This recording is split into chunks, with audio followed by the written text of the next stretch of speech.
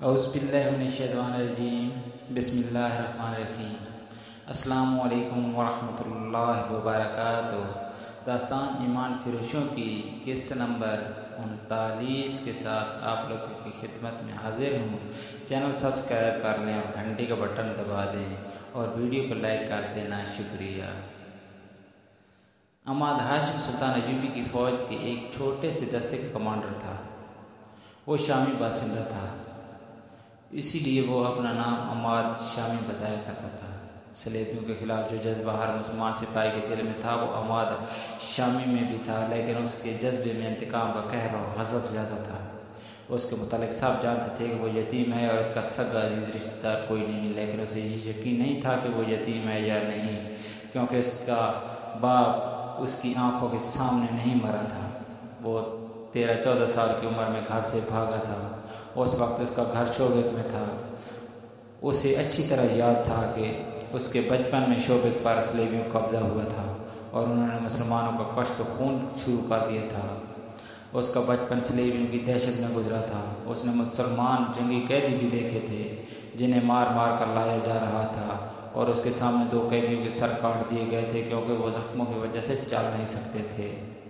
उसने मुसलमान घरों से लड़कियां अगवा होते देखी थीं और उसने मुसलमानों को बेगार कैंप में भी जाते हुए देखा था। शोबक के मुसलमान कहा करते थे कि जब शहर में ईसाई मुसलमानों को बिला वजह पकड़ पकड़ कर कैंप में ले जाना शुरू करें और उनके घरों पर हमले करने लगें तो समझ लो कि उन्हें मुसलमानों के हाथों कहीं शिकस्त हुई है। अमाद शामी का घर भी महफूज न रहा। उसकी एक बहन थी जिसकी उम्र 7-8 साल थी। उसे वो बहन याद थी। बहुत खूबसूरत और कुड़ी सी बच्ची थी। घर में उसका बाप था, माँ थी और एक बड़ा भाई था। एक रोज़ अमाद की गुड़िया सी बहन बाहर निकल गई और लापता हो गई। बाप ने तलाश की मगर कहीं ना मिली। एक मुसलमान पड़ोसी ने उसे बताया कि उसे ईसाई उठाकर ले गए हैं। बाप शहर के हाकिम के पास फरियाद लेकर गया। जो ही उसने बताया कि वो मुसलमान है, हाकिम इस पर बरस पड़ा और इस पर इल्ज़ाम आयद किया कि वो हुक्मरान कौम पर इतना घटिया इल्ज़ाम थोप रहा है। घर आकर बाप ने और अमाद के बड़े भाई ने ईसाइयों के खिलाफ शोर शराबा किया। इसका नतीजा ये हुआ कि रात को इसके घर पर हमला हुआ। अमाद ने अपनी माँ और बड़े भाई को कत्ल होते देखा। वो बाहर भाग गया और एक मुसलमान के घर जा छुपा। उसके बाद वो अपने घर नहीं गया क्योंकि उस मुसलमान ने इस डर से उसे बाहर ना निकलने दिया कि ईसाई उससे भी कत्ल कर देंगे। थोड़े दिनों बाद उस मुसलमान ने इसे एक और आदमी के हवाले कर दिया जो इसे चोरी छुपे शहर से बाहर ले गया। सुबह के वक्त वो एक काफ़िले के साथ जा रहा था। बहुत दिनों की मुसाफत के बाद वो शाम पहुंचा था। वहाँ उसे एक अमीर कबीर ताजिर की घर नौकरी मिल गई। अब उसकी यही ज़िंदगी थी कि नौकरी करे और ज़िंदा रहे। वो ज़हनी तौर पर बालिग और बेदार हो गया। ये इंतकाम का जज्बा था। इसी जज्बे के ज़ेर असर उसे फ़ौजी अच्छे लगते थे। उसने ताजिर की नौकरी छोड़कर किसी फ़ौजी हाकिम के घर में नौकरी कर ली। अमाद ने उसे बताया कि इस पर क्या बीती है और ये भी बताया कि वो फ़ौज में भर्ती होना चाहता है। इस हाकिम ने इसकी परवरिश की और 16 साल की उम्र में उसे शाम की फ़ौज में भर्ती करा दिया। वो इंतकाम के लिए बेताब था। उसे 3-4 मार्कों में शरीक होने का मौका मिला जिनमें उसके जौहर सामने आ गए। 11-12 साल बाद उसे इस फ़ौज के साथ मिस्र रवाना कर दिया गया जो नूरुद्दीन जंगी ने सुल्तान अयूबी की मदद के लिए भेजी थी। 2 साल मिस्र में गुजर गए। फिर खुदा ने उसके ये मुराद भी पूरी की। वो शोबक पर हमला करने वाली फ़ौज के साथ गया, लेकिन उसे उस फ़ौज में रखा गया जिसे रेगिस्तानों में सलेबियों की फ़ौज पर हमले करने थे। वहाँ वो सलेबियों के लिए कहर बना हुआ था। उसका छापा मार दस्ता मशहूर हो गया था। अमाद शामी अपने सवारों को साथ लिए सहरा में सलेबियों की मुश्किल लेता फिरता और भेड़ियों और चीतों की तरह उन पर झपटता, मगर उसके सीने में जो आग लगी हुई थी वो सर्द नहीं होती थी। एक माह बाद उस दस्ते में कुल 4 सवार रह गए थे, बाकी सब शहीद हो गए। एक रात उसने इन 4 सवारों से सलेबियों की कमोबेश 50 अफराद के दस्ते पर हमला कर दिया। वो सारा दिन छुप छुप कर इसका पीछा करता रहा था। दिन के वक्त वो 4 सिपाहियों से 50 सिपाहियों पर हमला नहीं कर सकता था। उनके ताक़ुब में वो बहुत दूर निकल गया। रात को सलेबी रुक गए और उन्होंने पड़ाव डाला, लेकिन बहुत से संतरी भी दार रखे। अमाद ने आधी रात को आधी रात के वक्त घोड़ों को ऐड़ लगाई और सोए हुए सलेबियों के दरमियान से इस तरह गुजरा कि बर्छी से दाएं बाएं और वार करता गया है। इसके चारों जमालों को भी यही अंदाज था। उन्हें जो चीज़ हिलती नजर आई उस पर बर्छियों पर या तलवारों के वार करते अंधेरे में गायब हो गए। कई सोए हुए सलेबी उनके घोड़ों तले रूंधे गए। संतरियों ने तारीकी में तीर चलाए जो खता गए। आगे जाकर अमाद ने अपने जांबाज सवारों को रोका और उन्हें वहाँ से आहिस्ता आहिस्ता पीछे लाया। उसने ये भी ना सोचा कि दुश्मन बेदार हो चुका है। वो घोड़सवारों को फिर करीब ले गया और ऐड़ लगाने का हुक्म दे दिया। अंधेरे में उसे साए घूमते फिरते नजर आ रहे थे। पांचों घोड़े सरपट दौड़ते उनके दरमियान से गुजरे, मगर अब वो दुश्मन पर वार करके गए तो वो 5 की बजाय 3 थे। 2 को सलेबी तीरंदाजों ने गिरा लिया था। अमाद का खून और ज़्यादा जोश में आ गया। उसने अपने मुजाहिदों से कहा, अभी इंतकाम लेंगे। ये इसकी हिमाकत थी। उसने अपने दोनों मुजाहिदों को मोड़ा और सलेबियों के करीब आहिस्ता आहिस्ता आकर हमले का हुक्म दे दिया।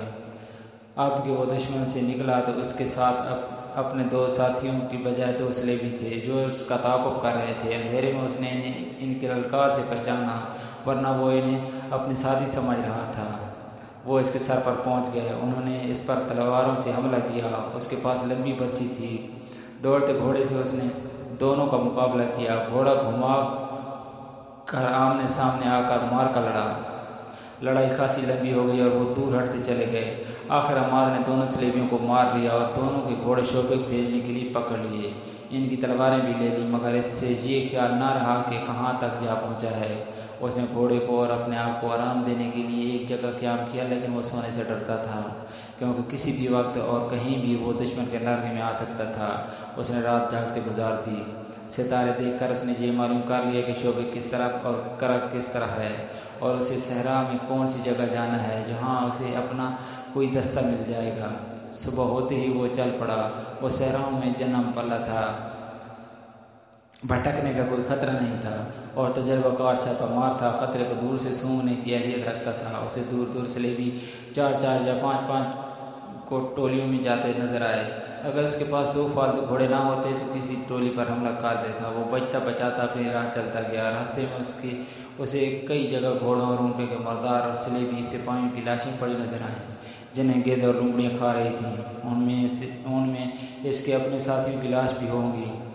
वो चलता गया और सूरज ऊपर चला गया। आगे टीलों का इलाका आ गया। आगे टीलों का इलाका आ गया जिसमें रास्ते हर चंद कदम पर घूमते थे। यहाँ डर था कि सलेबियों की कोई टोली रात के लिए क़याम करेगी। वो सूरज गुरूब होने से पहले वहाँ से निकल जाना चाहता था। ये डर भी था कि किसी टीले पर कोई तीरंदाज ना बैठा हो। वो हर तरफ और ऊपर देखता चला गया। आगे रास्ता 2 टीलों के दरमियान से मुड़ता था। वहाँ से वो मुड़ा तो अचानक उसे किसी दौड़ते कदमों की आहट सुनाई दी। कोई आदमी साथ वाले टीले के पीछे छुप गया था। उसने घोड़े की बाह को झटका दिया और ऐड़ लगाई। तेज़ रफ्तार से वो टीले के पीछे गया तो आगे रास्ता एक और टीले ने बंद कर रखा था। ये जगह एक वसी खड्ड बनी हुई थी। अमाद से कोई 20 कदम दूर मेले को चेले से चुगे वाला एक आदमी हाथों और घुटनों के बल टीले पर चढ़ने की कोशिश कर रहा था। अमाद की तरफ इसकी पीठ थी। इस आदमी का सर ढका हुआ था। वो आदमी निहत्था मालूम होता था। अमाद ने सिर ललकारा, मगर वो टीले पर चढ़ने की कोशिश करता रहा। टीला मुश्किल किस्म का था। अमाद आगे चला गया। इस आदमी ने एक कोशिश और की, मगर कहीं हाथ ना जमा सका। वो निढाल हो चुका था। टीले से इसकी गिरफ्त ढीली हो गई और वो लड़कता हुआ अमाद के घोड़े के कदमों में आन पड़ा। इसके सर से चुगे की ओढ़ने वाला हिस्सा उतर गया। अमाद ये देखकर हैरान रह गया कि वो एक जवान लड़की थी और खूबसूरत इतनी जो उसने पहले कभी नहीं देखी थी। अमाद घोड़े से उतरा। लड़की खौफजदा थी। उसकी रही से कुव्वत भी खौफ ने ख़त्म कर दी। वो उठी मगर बैठ गई। अमाद ने इससे पूछा कि वो कौन है। उसने जवाब दिया, पानी पिलाओ। अमाद ने घोड़े से पानी की छागल खोलकर इसे दे दी। उसने बेताबी से पानी पिया और इसकी आंखें बंद होने लगीं। अमाद ने इसे खाने के लिए कुछ दिया जो उसके पेट में गया तो उसके चेहरे पर ज़िंदगी के आसार नजर आने लगे। अमाद ने इसे कहा, मुझसे डरो नहीं, बताओ कौन हो। शोबक से अपने ख़ानदान के साथ चली थी। उसने थकी हारी ज़ुबान में कहा, सब मारे गए हैं, मैं अकेली रह गई हूँ। मुसलमानों ने रास्ते में हमला कर दिया था। मुझे सच क्यों नहीं बता देती कि तुम कौन हो? तुमने जो कुछ कहा झूठ है। झूठ ही सही, इसने खौफजदा लहजे में कहा। मुझ पर रहम करो, मुझे करक तक पहुंचा दो, शोबक तक। अमाद ने कहा, मैं तुम्हें शोबक ले जा सकता हूँ, करक नहीं। तुम देख रही हो कि मैं मुसलमान हूँ, मैं रास्ते में ईसाई फौज के हाथों मरना नहीं चाहता। फिर मुझे एक घोड़ा दे दो। लड़की ने कहा, मैं लड़की हूँ, अगर रास्ते में किसी के कब्जे में आ गई तो जानते हो कि मेरा अंजाम क्या होगा। मैं तुम्हें घोड़ा भी नहीं दे सकता, तुम्हें यहाँ से अकेले रवाना भी नहीं कर सकता। अमाद ने कहा, ये मेरा फ़र्ज़ है कि तुम्हें अपने साथ शोबक ले जाऊँ। वहाँ मुझे किसके हवाले करोगे? अपने हाकिमों के हवाले करूँगा, अमाद ने कहा और उसे तसल्ली दी। तुम्हारे साथ वो सलूक नहीं होगा जिसका तुम्हें डर है। लड़की करक जाने की जिद कर रही थी। अमाद ने उसे बताया कि उन्हें हुक्म मिला है कि शोबे के किसी ईसाई या बाशिंदे को वहाँ से भागने ना दिया जाए। इसके अलावा उसने लड़की को खबरदार किया कि वो करक तक नहीं पहुँच सकेगी। वो चूँकि गोरी रंगत की खूबसूरत लड़की थी, इसलिए लड़की को ये डर था कि ये मुसलमान फौजी से भी अबरू करेगा। उसने सोचा कि क्यों ना इसके साथ अबरू का ही सौदा करके उसे कहा जाए कि वो इस घोड़ा दे दे। लड़की ने अपना रवैया बदल लिया और अमाद से कहा, मैं बहुत थकी हुई हूँ, आज रात ही क्याम किया जाए, सुबह शोबे को रवाना हो जाएंगे। अमाद भी थका हुआ था, घोड़ों का भी यही हाल था। वो लड़की की हालत भी देख रहा था। उसने वहीं रुकने का फैसला कर लिया। इससे पहले लड़की ने इसे गौर से नहीं देखा था। उसने यही देखा कि ये बड़ी हुई दाढ़ी वाला मुसलमान फौजी है जो जिस्म की साख्त और गर्द से अट्टे हुए चेहरे से वैसी लगता है। इससे इसे रहम की उम्मीद नहीं थी। अब जबकि उसने कुछ और ही सोच लिया था, उसने अमाद को गहरी नज़रों से देखा। उस वक्त अमाद भी इसे गहरी नज़रों से देख रहा था और सोच रहा था कि इस कदर हसीन लड़की का इस सहरा में अकेले रह जाना, जहाँ सलेबी और इस्लामी सिपाही लंबे अरसे से भूखे भेड़ियों की तरह भागते दौड़ते फिर रहे हैं, इसके लिए कितना ख़तरनाक है। और ये भी हो सकता है कि इस लड़की पर सिपाही या कमांडर आपस में लड़ मरें। वो खुद भी फरिश्ता नहीं था। उसने लड़की की आंखों में झांका। इस वक्त लड़की इसे देख रही थी। अमाद ने कोशिश की कि वो लड़की से नज़रें फेर ले, मगर लड़की की आंखों ने इसकी आंखों को गिरफ्तार कर लिया। उसने अपने जिस्म के अंदरूनी कोई ऐसा जज्बा महसूस किया जो उसके लिए अजनबी था। उसने एक बार नज़रें झुका लीं, मगर आंखें अब अपने आप ऊपर उठ गईं और वो बेचैन सा होने लगा। लड़की के होंठों पर हल्की सी मुस्कुराहट आ गई। अमाद ने ऐसा से कहा, शायद तुम कमारी हो। हाँ, लड़की ने जवाब दिया और ज़रा सा भी सोचे बगैर कह दिया, मेरा दुनिया में कोई नहीं रहा। अगर मेरे साथ करक चलो तो मैं तुम्हारे साथ शादी कर लूँगी। अमाद दीदार सा हो गया। उसने कहा, फिर तुम मुझे कहोगी कि अपना मज़हब तब्दील कर लो, जो मैं नहीं कर सकूँगा। तुम शोबिक चलकर मेरे साथ शादी करो और मुसलमान हो जाओ। मुझे बहरहाल करक जाना है, लड़की ने कहा। अगर मेरे साथ वहाँ तक चलोगे तो तुम्हारी दुनिया बदल जाएगी। लड़की ने सौदेबाजी शुरू कर दी थी, लेकिन अमाद कुछ और ही सोच रहा था। ये सोच ऐसी थी जैसे वो समझ नहीं सकता था। वो बार बार लड़की के चेहरे, इसके रेशमी बालों और आंखों को देखता और सर झुकाकर सोच में खो जाता था। लड़की की जैसे वो कोई बात सुन ही नहीं रहा था। थोड़ी देर बाद लड़की का चेहरा गहरी शाम की तारीकी में छुप गया। उसने घोड़े के साथ बंधे हुए थैले में से खाने की 2-3 चीज़ें निकाली, लड़की को दी और ख़ुद भी खाएं। इसका जिस्म इस कदर निढाल था कि जूं ही लेटा उसकी आंख लग गई। आधी रात के बाद लड़की ने करवट बदली और उसकी आंख खुल गई। उसने अमाद को देखा, वो खराटे ले रहा था। उससे चांद कदम दूर घोड़े खड़े थे। रात के पिछले पैर का चांद टीलों के ऊपर आ गया था। सराय चांदनी आईने की तरह शफाफ थी। लड़की ने घोड़ों को देखा। अमाद को इतना होश भी ना था कि सोने से पहले घोड़ों की सीने उतार देता। लड़की ने घोड़े तैयार देखे, अमाद को गहरी नींद सोए देखा और ये भी महसूस किया कि पेट में खुराक और पानी जाने के बाद इसका जिस्म तरोताज़ा हो गया है। तो इसने अपनी चोगे के अंदर हाथ डाला। जब इसका हाथ दायर आया तो इसकी इतनी दिलकश उंगलियों में एक खंजर को मजबूती से पकड़ रखा था। चांदनी में इसे अमाद का चेहरा नजर आ रहा था। वो तो बेहोशी की नींद सोया हुआ था। लड़की ने चांदनी में चमकते हुए खंजर को देखा और एक बार फिर अमाद के चेहरे पर नजर डाली। अमाद ऐसा से कुछ बुड़बुड़ाया। वो नींद में बोल रहा था। लड़की यही समझ सकी कि वो घर वालों को याद कर रहा है। लड़की ने अमाद के सीने को गौर से देखा और अंदाज़ा किया कि इसका दिल कहाँ है। वो एक से दूसरा वार नहीं करना चाहती थी। ये वार दिल पर होना चाहिए था ताकि अमाद फ़ौरन मार जाए। वरना वो मरते मरते भी इसे मार डालेगा। लड़की ने खंजर को और ज़्यादा मजबूती से पकड़ लिया और घोड़ों को देखा। उसने दिल ही दिल में पूरा अमल दोहराया, वो खंजर दिल में उतार देगी और भागकर इस एक घोड़े पर सवार हो जाएगी और घोड़े को ऐड लगा देगी। वो सिपाही नहीं थी, वरना वो बिला सोचे समझे खंजर मार कर अमाद को ख़त्म कर देती। यही वजह काफ़ी थी कि अमाद मुसलमान है और उसका दुश्मन है, मगर वो बार बार अमाद के चेहरे पर नजरें गाड़ लेती थी और जब उस कत्ल करने के लिए खंजर मजबूती से पकड़ती थी तो उसका दिल धड़कने लगता था। अमाद एक बार फिर बड़बड़ाया। अब के इसकी अल्फाज ज़रा साफ थे। वो ख्वाब में अपने घर पहुंचा हुआ था। उसने माँ का नाम लिया, बहन को भी याद किया और कुछ ऐसे अल्फाज कहे जैसे इन्हें कत्ल कर दिया गया और अमाद कातलों को ढूंढता फिर रहा था। कोई एहसास या जज्बा लड़की का हाथ रोक रहा था। खौफ भी हो सकता था, ये कत्ल ना करने का जज्बा भी हो सकता था। लड़की बेचैन हो गई। उसने ये इरादा किया कि कत्ल ना करे। आहिस्ता से उठे, घोड़े पर बैठे और आहिस्ता आहिस्ता इस खाट से निकल जाए। वो उठी और खंजर हाथ में लिए घोड़े की तरफ चल पड़ी, मगर एक दिन इसके पाँव जो पड़ लिए। उसने रुककर अमाद को देखा तो अचानक इसके जहन में ये ख्याल आया कि इस मर्द ने इतनी भी परवाह नहीं की कि इसे एक जवान लड़की तन्हाई में मिल गई है, और इसने ये भी नहीं सोचा कि ये लड़की ईसाई है जो इसे सोते में कत्ल कर सकती है। और इसने घोड़े की जीनें भी नहीं उतारी और इसने अपनी बर्ची और तलवार भी एहतियात से नहीं रखी। क्यों? क्या इसे मुझ पर भरोसा था? क्या ये इतना ही बेहिस है कि मेरी जवानी इसके अंदर कोई जज्बा पैदा नहीं कर सकी? इसे ऐसे महसूस होने लगा जैसे इस आदमी ने इसे घोड़े से ज़्यादा कीमती नहीं समझा। वो आहिस्ता आहिस्ता एक घोड़े तक पहुंची। घोड़ा है नहाया। लड़की ने घबराकर अमाद को देखा। घोड़े की आवाज़ पर भी उसकी आंख ना खुली।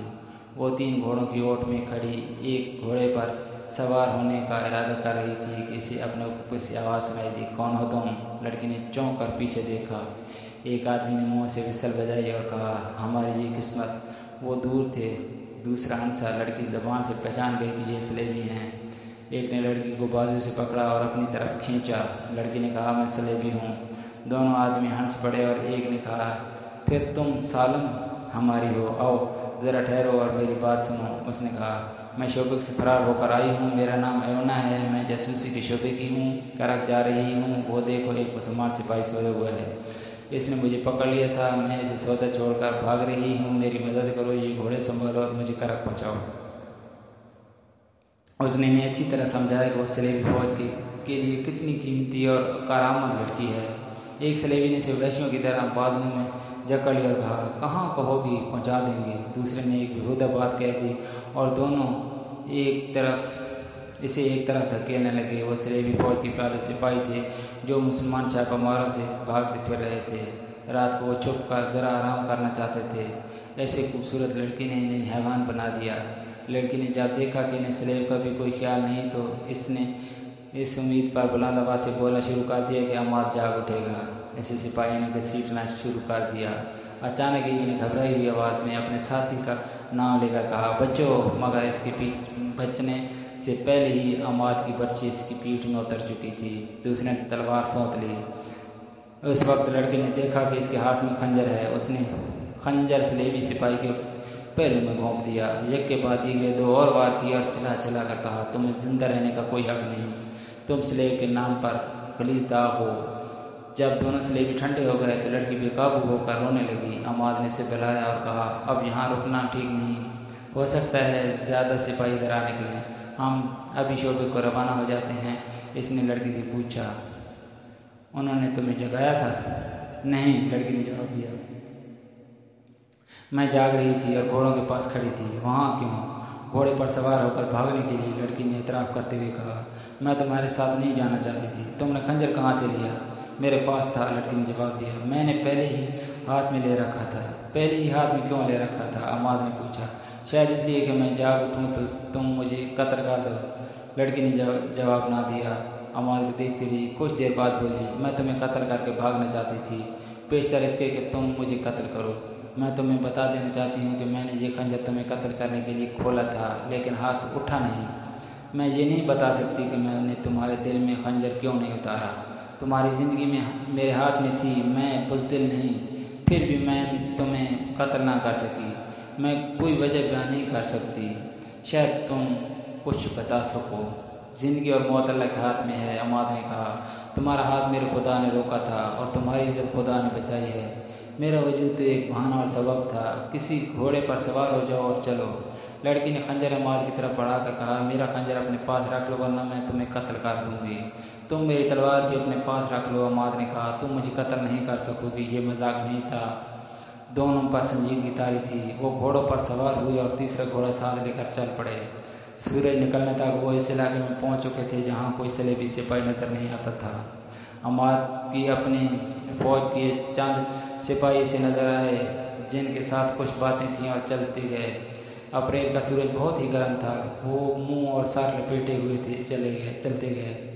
दूर से रेत पानी के समंदर की तरह चमकती नजर आती थी और बाएं समात रेतीली सिलों की पहाड़ी नजर आ रही थी। सफ़र के दौरान वो आपस में कोई बात ना कर सके। गर्मी के अलावा इन लाशों ने भी इन पर खामोशी तारी कर रखी थी जो इन्हें इधर उधर बिखरी हुई नजर आ रही थी। कोई एक लाश सालिम नहीं थी। गिद्धों और दरिंदों ने इनके अलग अलग कर दिए थे।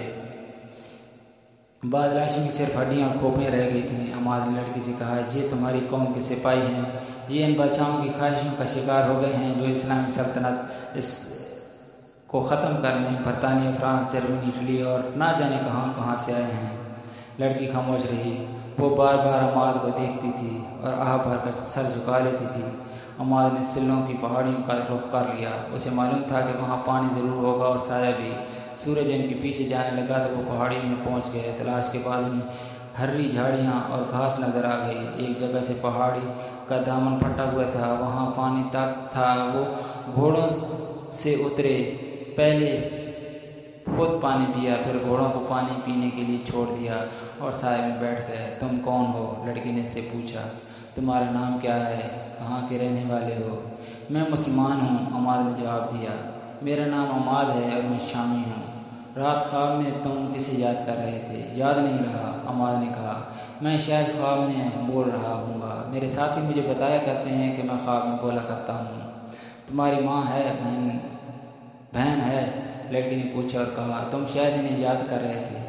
तुम्हें कभी? अमाद ने आह भर कर थी कभी? अमाद ने आह भर कर कहा, अब इन्हें ख्वाब में देखा करता हूँ। लड़की ने इससे सारी बात पूछने की बहुत कोशिश की लेकिन अमाद ने और कुछ नहीं बताया। इसने लड़की से कहा, तुमने अपने मुतालिक झूठ बोला था। मुझे पूछने की कोई ज़रूरत नहीं कि तुम कौन हो। मैं तुम्हें मुताल्लिक़ हाकिम के हवाले करके वापस आ जाऊँगा। अगर सच बोल सको तो अपने मुतालिक कुछ बता दो, लेकिन ये ना कहना कि तुम इन सलेबी लड़कियों में से नहीं हो जो हमारे मुल्क में जासूसी के लिए आती हैं। तुम ठीक कहते हो, लड़की ने कहा। मैं जासूस लड़की हूँ। मेरा नाम यमुना है। तुम्हारे माँ बाप को मालूम है कि तुम्हारा काम किस किस्म का है? अमाद ने पूछा। मेरे माँ बाप नहीं हैं, यमुना ने जवाब दिया। मैंने इनकी सूरत भी नहीं देखी। मेरा महकमा मेरी माँ और इस महकमे का हाकिम हरमन मेरा बाप है। इसने ये बात यहीं ख़त्म कर दी और कहा, मेरी एक साथी लड़की ने एक मुसलमान सिपाही को बचाने के लिए जहर पी लिया था। मैं इस वक्त बहुत हैरान हुई थी कि कोई सलेबी लड़की एक मुसलमान के लिए इतनी बड़ी कुर्बानी कर सकती है। मैं आज महसूस कर रही हूँ कि ऐसा हो सकता है। पता चला था कि उस मुसलमान सिपाही ने भी तुम्हारी तरह से लड़की को डाकुओं से लड़कर बचाया था। खुद जख्मी हो गया और लड़की को शोबक तक पहुँचाया था। तुम्हारी तरह उसने भी ध्यान नहीं दिया था कि वो लड़की कितनी खूबसूरत है। लुज़ीना बहुत खूबसूरत लड़की थी। मैं ये कह सकती हूँ कि मैं तुम्हारी खातिर अपनी जान कुर्बान कर दूँगी। मैंने अपना फ़र्ज़ अदा किया है, अमाद ने कहा। हम लोग हुक्म के पाबंद होते हैं। शायद ये जज्बात का असर है कि मैं ऐसे महसूस करती हूँ जैसे मैंने पहले भी तुम्हें कहीं देखा होगा, अमाद ने कहा। तुम मिस्र गई होगी, वहाँ भी देखा होगा। मैं मिस्र में ज़रूर गई हूँ, लड़की ने कहा। तुम्हें नहीं देखा था, इसने मुस्कुरा कर पूछा। मेरे मुतालिक तुम्हारा क्या ख्याल है? क्या मैं खूबसूरत नहीं हूँ? तुम्हारी खूबसूरती से मैं इनकार नहीं कर सकता, अमाद ने संजीदगी से कहा। मैं समझ गया हूँ तुमने ये सवाल किया है। तुम ज़रूर हैरान होगी कि मैं तुम्हारे साथ वो सलूक क्यों नहीं किया जो तुम्हारी स्लेब के दो सिपाही ने तुम्हारे साथ करना चाहा था। हो सकता है तुम्हारे दिल में मेरे लिए ये खौफ अभी तक मौजूद हो कि मैं तुम्हें धोखा दे रहा हूँ और तुम्हें शोबक ले जाकर ख़राब करूँगा, या तुम्हारे साथ तुम्हारी मर्ज़ी के खिलाफ शादी कर लूँगा, या तुम्हें बेच डालूँगा। मैं तुम्हारा ये खौफ दूर करना ज़रूरी समझता हूँ। लड़की मेरे मज़हब की हो या किसी दूसरे मज़हब की, मैं किसी लड़की को बुरी नज़र से देख ही नहीं सकता। इसकी वजह यह है कि मैं जब 13-14 साल का था तो मेरी एक छोटी सी बहन अगवा हो गई थी। इसकी उम्र 6-7 साल थी। 16 साल गुजर गए हैं। उसे शोभा के ईसाई उठा ले गए थे। मैं नहीं जानता कि वो ज़िंदा है या मर गई है। अगर ज़िंदा है तो किसी अमीर के हरम में होगी या तुम्हारी तरह जासूसी करती फिर रही होगी। मैं जिस लड़की को देखता हूँ उसे अपनी बहन समझ लेता हूँ। उसे बुरी नज़र से इसलिए नहीं देखता कि वो मेरी गुमशुदा बहन ही ना हो। मैं तुम्हें सिर्फ इसलिए शोभे के लिए जा रहा हूँ कि महफूज रहो। मैं जानता था कि सहरा में अकेले जाने और पैदल चलने से तुम्हारा क्या असर होता, और तुम किसी के हाथ चढ़ जाती तुम्हारा हाल वही होता जो तुम्हारे अपने सलेबी भाई करने लगे थे। मुझे अपनी खूबसूरती का एहसास ना दिलाओ। मैं इस एहसास के लिहाज से मुर्दा हूँ। मुझे लज़्ज़त उन सहराओं में सलेबियों के ताकों में घोड़ा दौड़ाते और उनका खून बहाते मिलती है। लड़की से अजीब सी नज़रों से देख रही थी। उसकी आंखों में प्यार का तासुर था। उसके साथ ऐसी बातें किसी ने नहीं की थी। उसे बेहयाई और एयारी के सबक दिए गए थे और उसकी बातों और चाल ढाल में बड़ी मेहनत से जिनसी कशिश पैदा की गई थी। उसे एक बड़ा ही खूबसूरत फ़रेब बनाया गया था। उस पर हुस्न और शराब का नशा तारी किया गया था। इस इस्मत के मोती से महरूम रखा गया था और वो इसे ट्रेनिंग के बाद अपनी साथी लड़कियों की तरह अपने आप को मर्दों के दिलों पर राज करने वाली शहजादी समझने लगी थी। उसे ये भी याद नहीं रहा था कि उसका घर कहाँ है और उसके माँ बाप कैसे थे। अमाद की जज्बाती बातों ने उसकी दांत में एक औरत के जज्बात पैदा कर दिए थे। वो गहरी सोच के आलम में खो गई, जैसे वो बेतकल्लुफ़ हो गई हो। उसने गहरी सोच के आलम में कहा, एक डरावने ख्वाब की तरह याद आता है कि मुझे एक घर से उठाया गया था। मुझे याद नहीं आ रहा कि इस वक्त मेरी उम्र क्या थी। उसने अपने बालों में दोनों हाथ फेरे और बालों को दोनों मुट्ठियों में लेकर झंझोड़ा, जैसे पुरानी यादों को बेदार करने की कोशिश कर रही हो। उसने उकता कर कहा, कुछ याद नहीं आता। मेरा माजी शराब और ऐशो इशरत और हसीन अयारी में गुम हो गया है। मैंने कभी भी नहीं सोचा कि मेरे वालिदैन कौन थे और कैसे थे। मुझे कभी माँ बाप की ज़रूरत महसूस हुई ही नहीं। मेरे अंदर जज्बात थे ही नहीं। मुझे मालूम ही नहीं कि मर्द बाप और भाई भी हो सकता है। मर्द मुझे अपनी तफरीह के इस्तेमाल की चीज़ समझते हैं, लेकिन मैं मर्दों को इस्तेमाल किया करती हूँ। जिस पर मेरी खूबसूरती और मेरी जवानी का नशा तारी हो, उसे मैं हशीश और शराब से अपना ग़ुलाम बना लिया करती हूँ। मगर अब तुमने जो बातें की हैं उन्होंने मुझ में वो हिस्से बेदार कर दी हैं जो माँ बाप बहन और भाई का प्यार मांगती हैं। कहानी अभी जारी है। अगली किस्त देखने के लिए चैनल सब्सक्राइब कर लें और घंटे के बटन दबा दें ताकि बर वक्त अगली किस्त आप तक पहुँच सके। जज़ाकल्लाह, शुक्रिया, खुदा हाफिज़।